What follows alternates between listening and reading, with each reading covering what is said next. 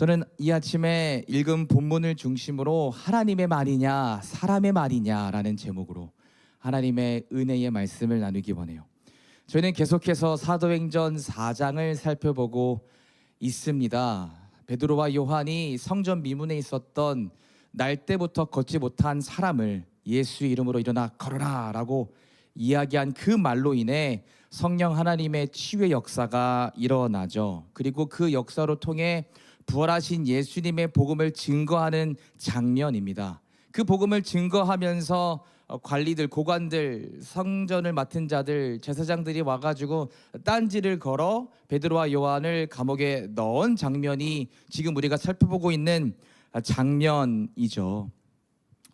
베드로와 요한이 그 서기관들, 제사장들, 사두개인들 앞에서 신문을 받는데 그 가운데에서도 담대하게 예수님을 증거합니다. 근데 그 모습을 보고 이 사람들이 놀랬다라고 성경은 기록하죠. 13절을 우리 함께 읽겠습니다. 공의회 의원들은 베드로와 요한이 교육을 받지 못한 평범한 사람인 줄 알고 있었는데 이렇게 담대하게 말하는 것을 보고 놀랐습니다. 그제서야 비로소 그들은 베드로와 요한이 예수님과 함께 있던 사람이라는 것을 알게 되었습니다. 여기서 말하는 놀랐다라는 거는요, 왜 우리가 흔히 사람들을 놀래기 때 와 할 때 와 놀란 그 놀램이 아니라요, 충격 그 자체, unbelievable, 와 어떻게 이러지? 라는 놀램이에요. 왜 놀랬을까요? 왜냐하면 베드로와 요한의 직업이 뭐였어요? 어부였잖아요. 어부는 투박하고 되게 다혈질적인 성격을 가지고 있었던 사람들이라 이 사람들은 배우지 못한 사람들인데 어떻게 이렇게 담대하게 예수님을 증거할 수 있을까? 그래서 놀란 거예요. 이 제자들이 이렇게 담대하게 이야기를 할 수 있었던 이유는 사실 8절에 나와 있거든요.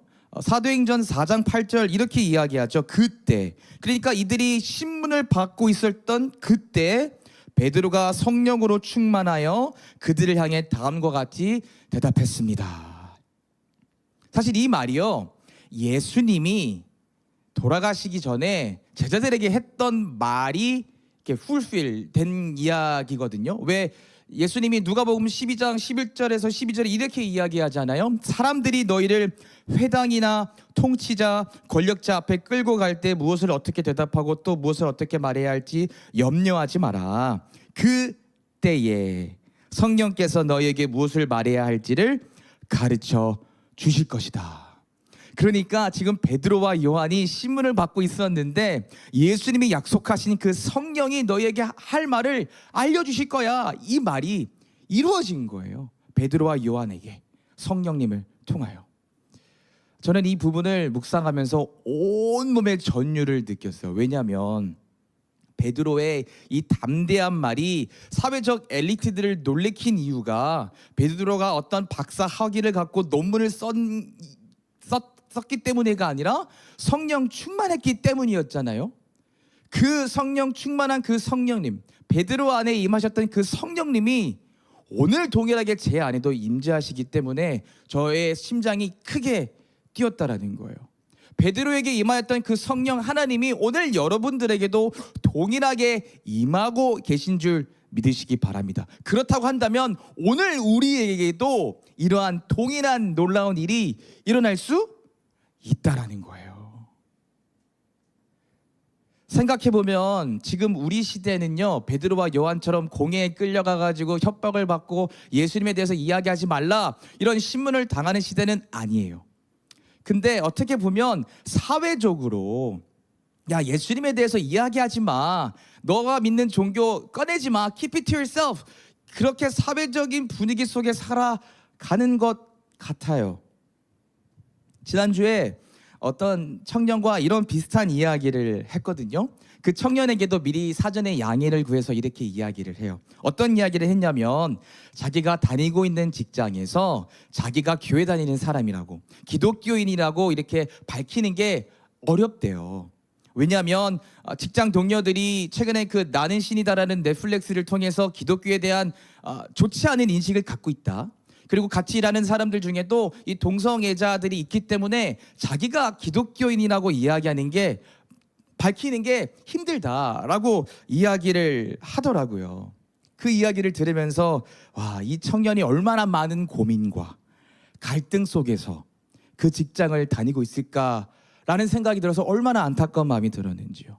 그리고 그 마음을 듣고 난 다음에 이런 기도가 터져 나왔어요. 하나님, 이 청년에게 하나님의 탁월함과 담대함, 용기 허락하여 주세요. 이 이야기가 비단 그 청년만의 이야기일까요? 아니에요. 우리 모두의 이야기잖아요. 교회를 다니는 게요, 어느새부턴가 막 주눅이 들기 시작하고 막 눈치를 보게 되고, 그런데 기독교인들이 욕먹는 것을 보면은, 교회가 욕먹는 걸 보면은 마음이 편치 않고, 이런 갈등과 고민 속에서 직장을 다니고 사업장을 운영하고 학교를 다니는 현실이 지금 우리가 마주하고 있는 현실이라는 거예요. 그래서 오늘 이 본문의 말씀이 저에게 너무나도 깊숙이 다가오는 거예요. 혹시 이런 고민을 하고 있는 분들이 있습니까? 그런 분들에게 용기와 위로를 해주고 싶어요. 괜찮아요. 그런 고민과 갈등 속에서 삶을 사시느라 얼마나 마음고생이 심했겠습니까? 그러니까 우리 함께 기도하자라는 거예요. 성령 하나님께서 베드로와 요한에게 그런 담대함을 허락하셨던 것처럼 우리에게도 그런 담대함 허락하여 주시옵소서. 용기를 허락하여 주시옵소서. 그래서 우리가 지내고 있는 그 삶 가운데 예수님을 우리의 삶으로 나타낼 수 있는 탁월함, 용기, 지혜, 그것을 위해 우리 함께 기도하자고요. 내가 오늘 예수님을 믿지 않는 그 동료에게 내가 건네는 그 작은 위로의 말과 그 행동으로 예수님을 나타나게 해주세요. 내가 오늘 하는 그 믿음의 작은 행동을 통해 아직 예수님을 모르는 내가 사랑하는 가족에게 내 삶으로 나타낼 수 있는 그런 용기 허락하여 주시옵소서. 우리 이렇게 함께 기도하기를 간절히 원해요. 베드로와 요한이 그 신문을 당하는 그 가운데서도 담대하게 이렇게 이야기를 하잖아요. 19절입니다. 그러나 베드로와 요한은 이렇게 대답했습니다. 우리가 하나님의 말씀을 듣는 것과 여러분의 말을 듣는 것 중에 하나님께서 보시기에 어느 것이 더 옳은 것인지 한번 판단해 보십시오. 그러니까 쉽게 얘기하자면 하나님의 말을 듣는 게 더 낫습니까? 사람의 말을 듣는 게 더 낫습니까? 라고 베드로와 요한이 지금 이야기를 하는 거예요.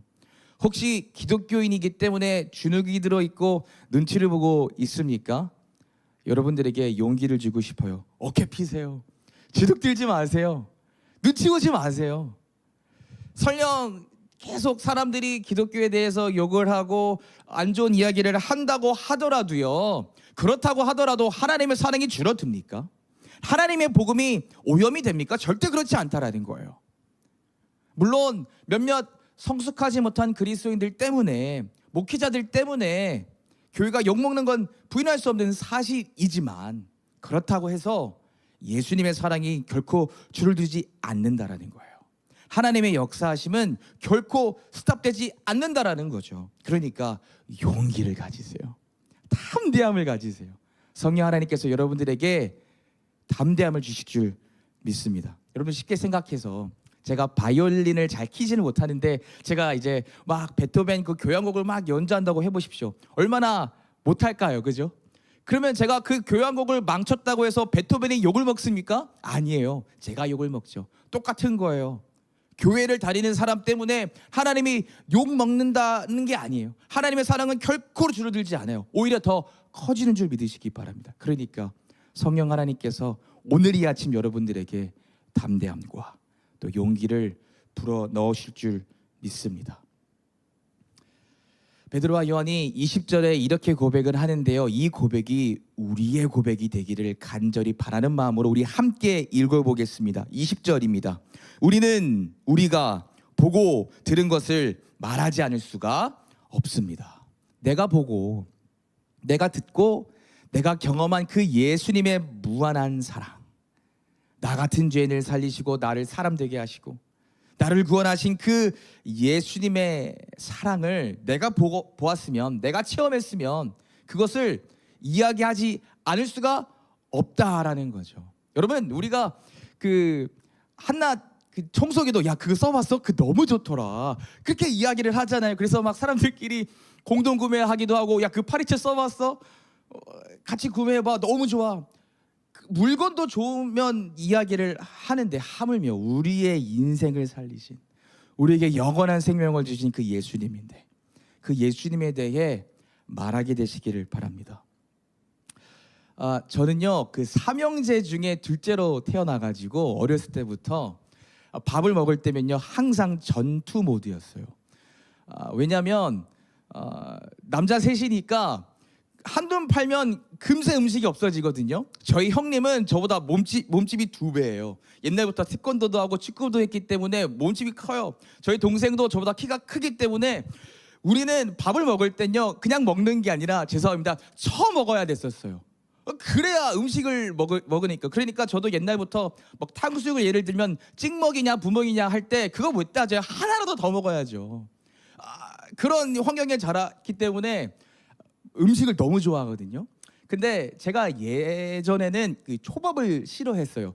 왠지 몰라요. 아마도 날 것을 좀 싫어했던 것 같아요. 그런데 제가 아는 지인이 규서가 초밥의 신세계를 보여줄게 라고 하시면서 그 LA에 있는 리들 도쿄로 데려가셨어요.